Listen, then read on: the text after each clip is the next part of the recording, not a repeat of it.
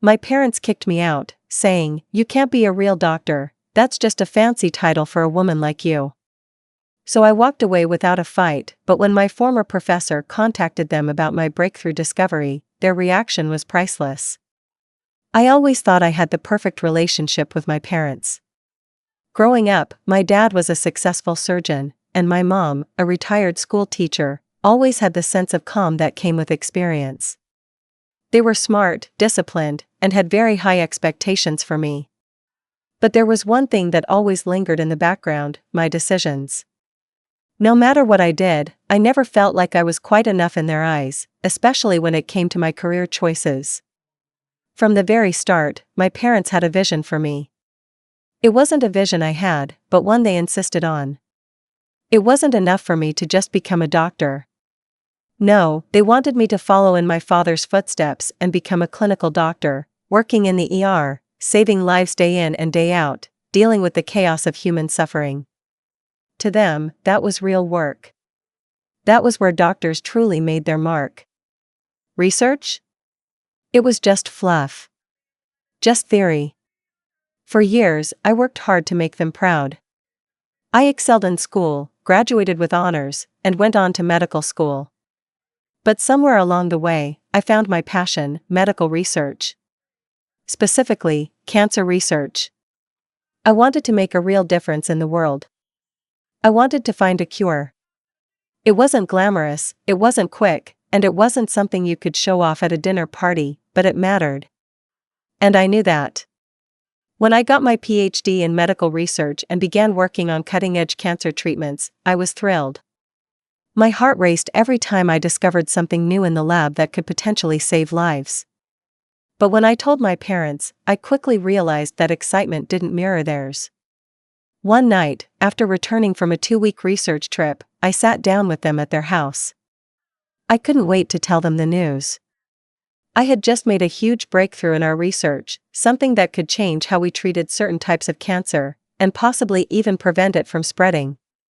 This discovery wasn't just a minor accomplishment, it was big. Big enough to get noticed by the medical community.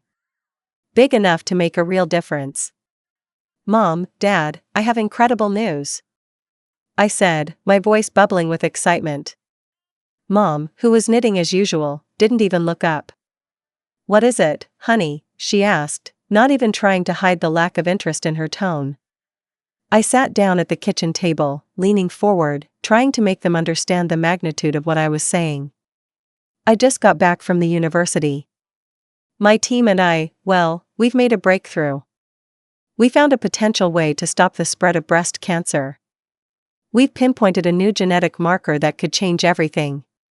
I watched as Dad slowly lowered his newspaper, giving me a look that felt more like a scrutinizing exam than a proud parent. "Carissa, I don't understand. You went to school for this? And you think this is what matters?"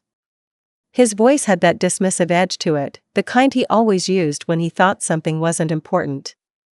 Mom sighed, dropping her knitting into her lap. "All this research stuff, what's the point? You're not in the ER. You're not saving anyone's life directly. You're just playing with numbers in a lab, darling. It doesn't have the same impact." I felt my excitement drain. It wasn't that I hadn't heard this before, it was just the same story again. They didn't see me. Not as a person who could change things, not as a woman capable of making a real difference. I wasn't their version of a doctor, and that was all they cared about. I pushed forward, trying to make them understand. This could change the way we approach cancer. It could literally save thousands of lives. It's huge. You have to see that. But Dad's expression hardened. "You've got a fancy title, Carissa. But that doesn't make you a doctor. Real doctors are in the trenches. They're the ones in the ER, saving lives every day. You're just in a lab, doing experiments that don't really mean anything in the real world." I stared at him, my mouth dry, as his words hit me like a slap. "You can't be a real doctor," he continued, his tone cruel. "That's just a fancy title for a woman like you. You're wasting your time. Get your things and leave." The finality of his words, the coldness of his gaze, it took my breath away. I felt like I had been punched in the stomach. This wasn't just disappointment, this was rejection. This was a complete dismissal of everything I had worked for. Mom didn't say anything. She just nodded, as if she agreed. I couldn't fight it. Not then. I stood up, walked to my room, packed my things, and left. No fighting, no screaming. Just silence. As I drove away, I felt a strange sense of emptiness, a hole in my chest where love and support used to be. For months, I drowned myself in work. I threw myself into my research with everything I had. I didn't have a family anymore. I didn't have anyone to turn to. But my team was there, and my professor, Dr. Ellison, had always believed in me. He knew the significance of the work I was doing. And he encouraged me to keep pushing forward. It was during this time that I made a discovery that would change everything. I uncovered a potential new way to stop the metastasis of cancerous cells, something that could revolutionize treatment. I published the paper, and it was picked up by major journals and medical conferences. People started to take notice, and soon, I was invited to speak at international medical conferences. And that's when it happened. One day, I received an email from Dr. Ellison. It was a message I wasn't expecting, but one that would alter everything. He had reached out to my parents, against my wishes, and sent them a letter explaining the significance of my discovery. He wanted them to understand. He wanted them to see me as the real doctor I had always been. The email was brief, but it carried weight. Carissa, I wanted you to know that I've contacted your parents. I sent them a letter outlining your breakthrough and its potential impact on cancer treatment. I think they need to understand the importance of what you've done. I hope they can see the woman you've become. I stared at the screen, my hands trembling. Part of me wanted to be angry with Dr. Ellison. I didn't want to forgive them. Not after everything they'd said. But another part of me, the part that had always hoped they'd change, felt something shift inside me. Maybe, just maybe, this could be the chance for reconciliation. That was a year ago. And while things have improved between me and my parents, they're still not the same. I've been invited to visit them again, and they've apologized, sort of. But I don't need their approval anymore. I don't need them to validate me. I've learned that my worth isn't tied to their perception of me. They didn't believe in me when I needed them to, but I didn't need them to move forward. I proved to myself that I could make it on my own. And honestly, it feels better this way. I'm proud of the woman I've become. And maybe, in time, they'll understand what they missed. Maybe they won't. Either way, I'll keep moving forward. I've got a world to change. As the months passed after my publication, the world around me seemed to shift in subtle but powerful ways. The recognition was slowly growing. Invitations to present my research came pouring in, and with each new conference, I found myself getting more comfortable in the limelight. I was finally beginning to feel like the person I always imagined myself becoming, a leader in the field of medical research, someone who could make an impact. But no matter how much my professional life began to take off, I couldn't shake the feeling of emptiness that lingered from my family's rejection. I had poured my heart and soul into my work, but part of me still longed for validation from the people who had raised me. I was still their daughter, even if they couldn't see me the way I had hoped. I thought about reaching out to them several times. I knew they had heard about my work, they couldn't avoid it. I wasn't just some obscure researcher anymore. I had become a part of something bigger. A part of the conversation about the future of cancer treatment. So it wasn't exactly a surprise when I got another message from Dr. Ellison a few weeks later. His tone was different now, more urgent, and it made me nervous. Carissa, I've been in touch with your parents again, his message read. I think they're starting to come around, but they need to hear directly from you. There's only so much they can understand from a letter. I've suggested that you visit them. Let them see you, the person you've become, not the person they thought you were. I stared at the screen, my stomach turning. Part of me wanted to close the email without responding. I didn't need them to see me. I didn't need them to apologize. The years of disappointment and hurt felt like a wall between us, and I didn't know if I was ready to face them again. But another part of me, a much quieter voice deep down, wanted closure. I wanted them to see me for who I truly was. I wanted to stand in front of them, not as the daughter they rejected, but as the woman I had grown into. I wanted them to understand that I didn't need their approval, I had proven that to myself. But I wanted them to know that I was strong enough to live without it, and that maybe, just maybe, they could start seeing me differently. I decided to take the first step. I called them. My hands shook as I dialed their number, and I could hear my breath echoing in my ears. When my mother's voice came on the line, I almost hung up. But I didn't. I couldn't. "Hi, Mom. It's Carissa," I said, my voice coming out smaller than I'd intended. "Oh. Carissa," she said, her tone surprised but not unfriendly. "How are you?" "I'm good," I said, trying to sound more confident. "Actually, I've been thinking about you and Dad. I want to come by. Can we talk?" There was a pause on the other end of the line, and for a second, I wondered if they had already forgotten about me. But then my mom spoke again. "I think that would be a good idea, honey," she said, her voice softening. "We've been talking about you a lot lately. We want to understand. We want to be a part of your life again." I swallowed hard, unsure of what to say next. I wasn't ready for a reunion, not in the way they might have envisioned it, but I felt like I owed myself the chance to confront them, even if it wasn't to forgive them. "I'll come by tomorrow," I said, then quickly added, "but I'm not promising anything. I'm not ready to just pick up where we left off." "I understand," my mom replied, her voice quiet. We want to make things right, Carissa.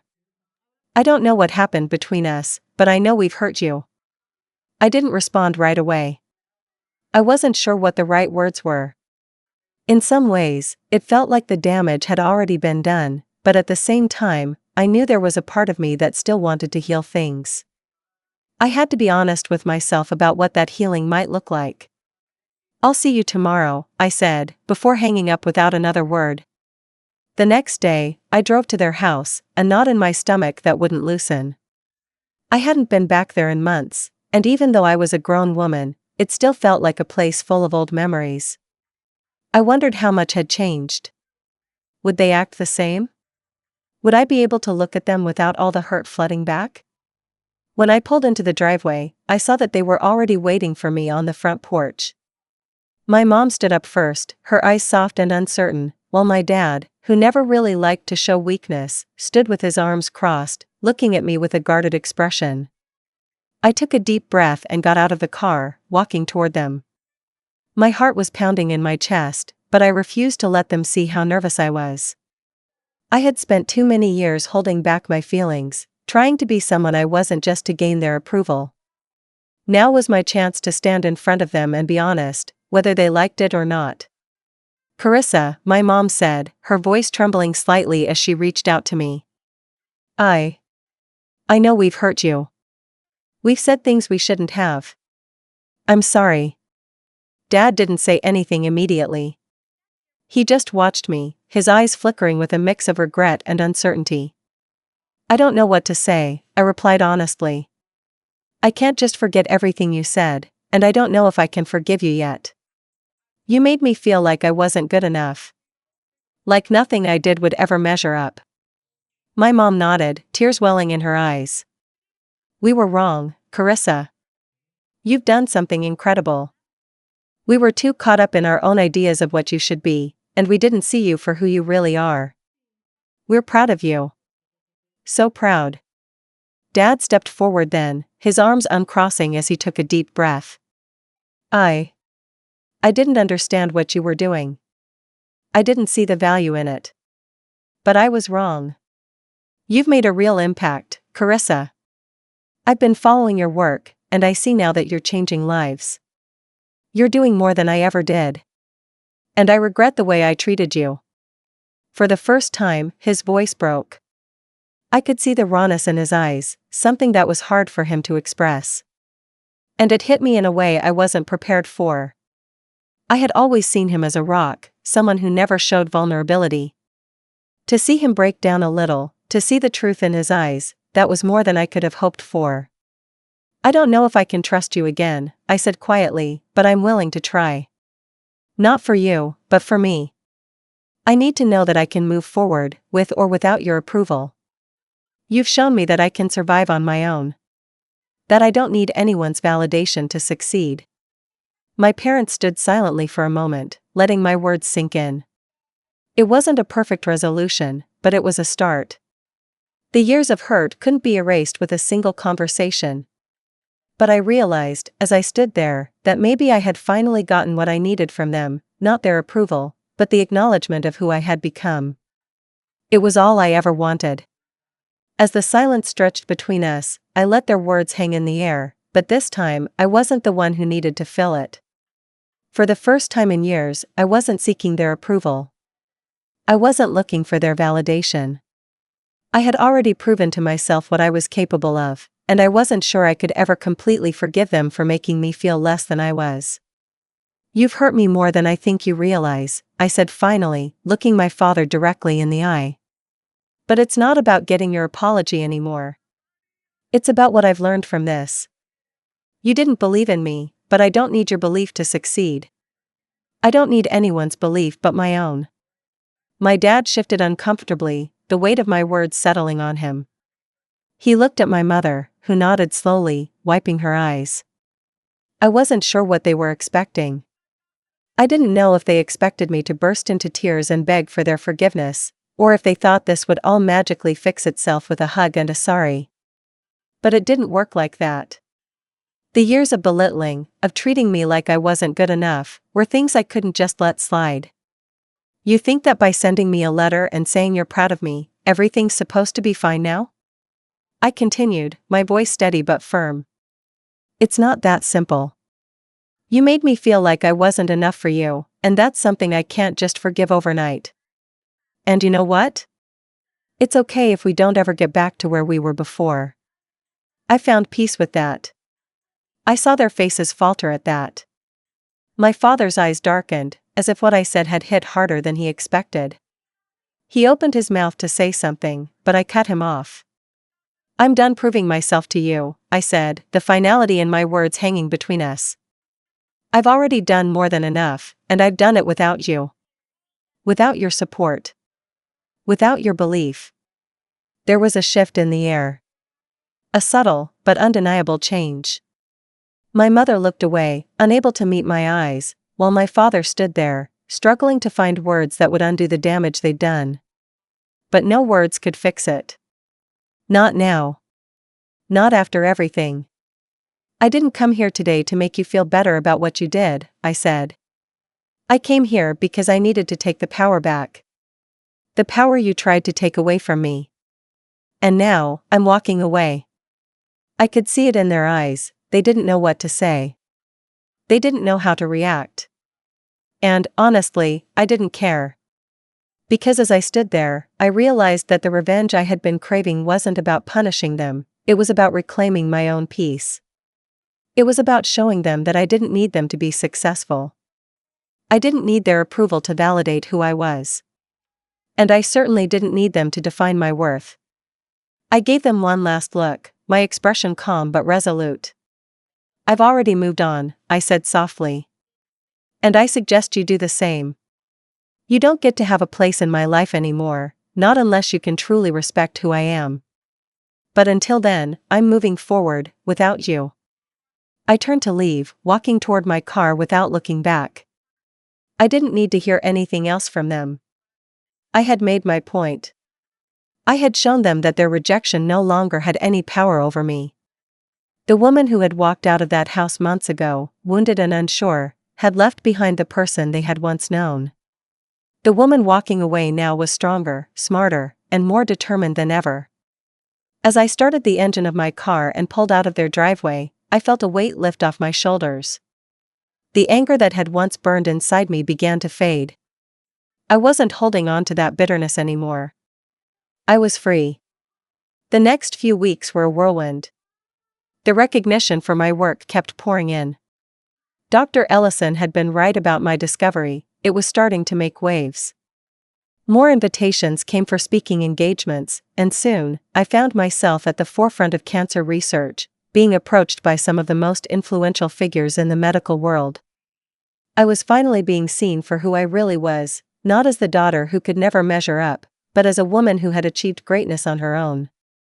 Then, a few months later, I received a call from Dr. Ellison again. He sounded excited, but there was something more to his voice this time. "Carissa, you're not going to believe this," he said. "I've just been contacted by one of the biggest pharmaceutical companies in the world. They're interested in funding your research. They want to partner with you to take your discovery to the next level. This could change everything." I was stunned. My heart raced, but I remained calm as I processed what he was saying. This was bigger than anything I had ever imagined. This was the breakthrough I had always hoped for. My research could go global. It could save millions of lives. "I'm ready," I said, my voice steady. "Let's do it." But the most satisfying part? The irony that came with it.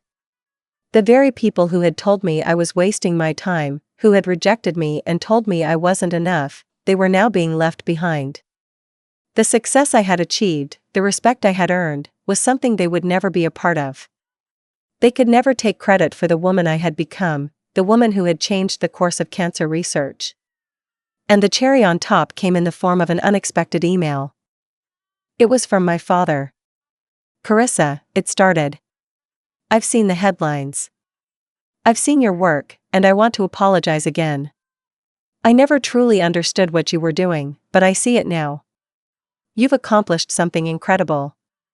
I'm proud of you." I stared at the email, not sure how to feel. The apology was late, too late. It wasn't the validation I needed anymore. It wasn't the support I had craved for years. But it was a recognition of the truth. The truth that I had always known: I didn't need their approval to succeed. I didn't respond. In the end, it wasn't about revenge in the way they might have expected. It wasn't about them feeling the pain they caused me. It wasn't about making them pay. It was about me walking away, taking control of my life, and proving to myself that I didn't need them. The real victory wasn't about them at all. It was about the woman I had become. And as I stood at the podium at my next international medical conference, presenting my breakthrough research to a room full of applauding scientists and doctors, I realized that I had won, not just against my parents, but against everything that had ever tried to hold me back. I had done it on my own.